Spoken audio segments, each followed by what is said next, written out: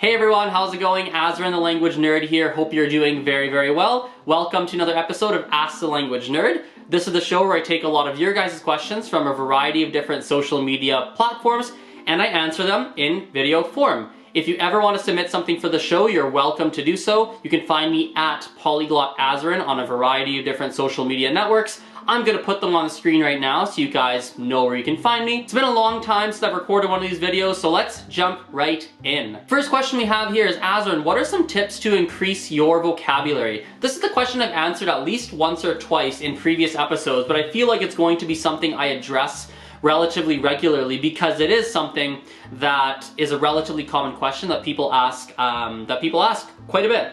A couple things for improving or increasing vocabulary. I think first of all, it has to be something that's a bit of a daily process. It has to be something that you're working on consistently. It can't just be like one day you read some books and you read a textbook and you do this, that, the other thing, and suddenly you're amazing at vocabulary. It has to be consistent. So I make sure you're doing stuff like daily or at least regularly at a minimum to make sure you're consistently moving forward with it. A couple of tactical things that work is reading. Reading is a really great way to do it. And tracking like the words that you're reading and that are new to you, that's a really fantastic way to do it. Another thing that I do personally that tends to work is I'm someone who learns by conversation. So I like to talk to people or maybe do language exchanges or sometimes even listen to online videos.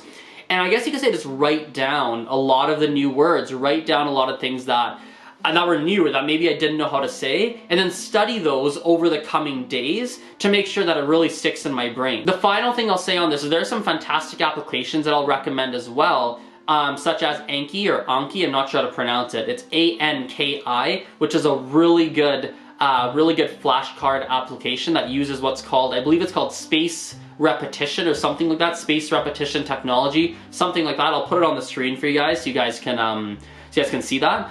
But it's a really fantastic application that you can use that I've used in the past for remembering vocabulary.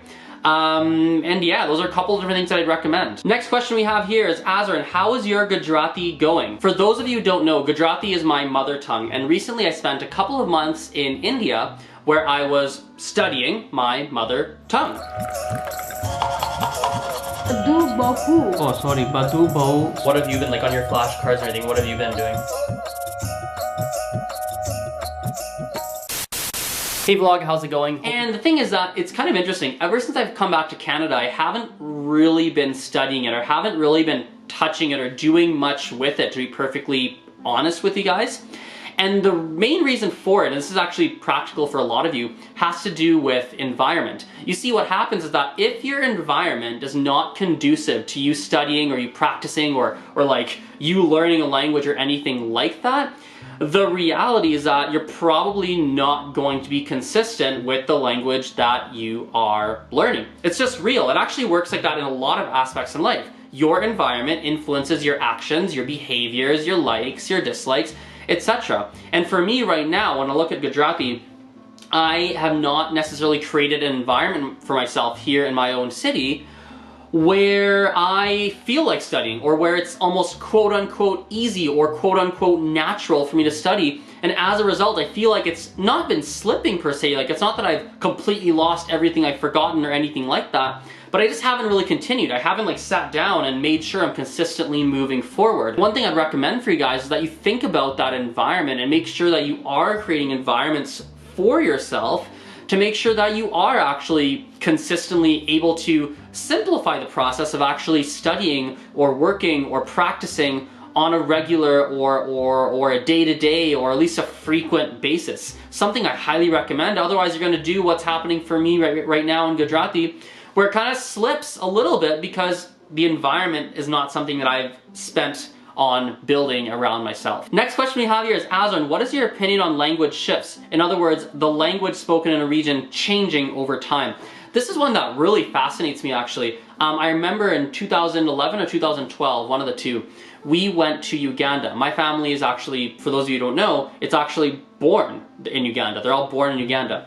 And even though our roots are Indian. And so when we went back to Uganda, my grandparents, or my grandpa specifically, was quite excited to speak Swahili, because when he lived in Uganda, the language that was spoken there was Swahili. That was like the thing they spoke. So he was excited to go back and practice it and talk Swahili with the people in Uganda. And the most fascinating thing for us is when we got off the plane, my grandpa started to talk to different people, interact, and the crazy thing is that there's a huge percentage of people, I would almost go the majority of people, who did not speak Swahili. They're like speaking English, they're speaking, I think the language is called Lugandi, I think it was Lugandi or something like that. And my grandpa was like, what the heck? And I don't actually know the full history of what happened, but it was fascinating to me because my grandparents, they left India in 1970, or they left Uganda, excuse me, in 1972. So at the time, it had only been roughly 40 years. And I was like, whoa, how is it that the language completely shifted? And for me, I don't necessarily have like a concrete opinion on like a language shift or changing or anything, but it is interesting how that can happen. And I can imagine how off-putting that would be for someone. Like, imagine if you were born in a specific country, left for whatever reasons, political reasons, or, you know, go get a better life, like whatever, and then you go back in the future and all of a sudden you're like, whoa, they don't even speak the same language anymore? Like, I could totally see how that would throw people off and be like, what the heck? So yeah, that's kind of my 2 cents on that topic. Next one here is, Azren, why are you so active online on so many different social media platforms? This is a very good reason, very good question, excuse me. And there's a couple different things that I want to talk about for this. Partially, it's selfish. It is selfish because number one, I enjoy it. It's a lot of fun. I like having people watch my videos. I like getting the quote-unquote attention. It's very enjoyable for me. It's also a little bit selfish per se because it is a bit of a global business strategy, a bit of a global networking strategy, because a couple things. First of all, a lot of my content and the stuff I do online becomes my resume in a lot of ways. Like if I want to get into some kind of job or some kind of position or whatever, my online content is a fantastic way to learn more about me and see the kind of stuff I'm doing, see who I am. And I know it's helped me land things in the past to have all this online content. And similarly, when I do post online content and I do engage with the audience and I talk with you, I'm building relationships with people in different places, and I'm building relationships at scale, which is just great networking. That essentially is networking. I'm using my content, using the internet as a way to network, essentially, which is smart because you just don't know what doors it opens. You don't know who you're gonna meet. You have no idea.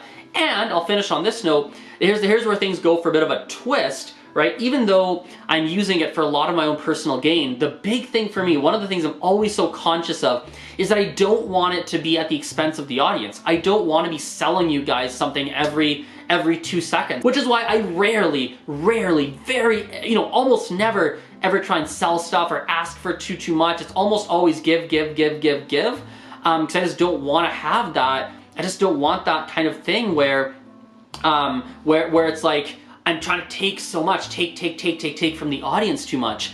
The one minor exception that could potentially happen in the future is if there is a really big thing that I really want to accomplish, that I could use my audience, that I could use your help to get, something that's a massive win. Like maybe like if I write a book and I have enough of an audience to potentially sell enough copies to get on like New York Times bestseller, or like something really big like that, for sure, like I'm gonna ask. Now I don't expect anyone to like say yes. I have no expectation per se, zero. Like I don't care if you say yes, no, whatever. But that's the one time I probably would go, or the one type of scenario where I would go and like probably ask a lot more, and you'll see me asking like, hey, I'm trying to do X and I would really appreciate your help. But apart from like that, apart from once in a while, ever, potentially that ever happens in the future, I wanna keep my content a pure place and just a global networking sort of thing that I enjoy doing, that opens up potential doors, and yeah, that's the answer to the question. Well guys, thanks so much for watching that video. I really appreciate your attention. Please send me your questions, because for me to make these kinds of videos, which I've noticed are very popular, especially on my YouTube, for me to be able to do this, I need the questions from you guys. So please hit me up on Instagram, Snapchat, Facebook, all the different places. I'll put them on the screen right now. Podcast. Hit me up, and I will use a lot of those questions to fuel this show. Well, thanks for your attention, thanks so much for watching, and I will see you guys next time. Bye for now.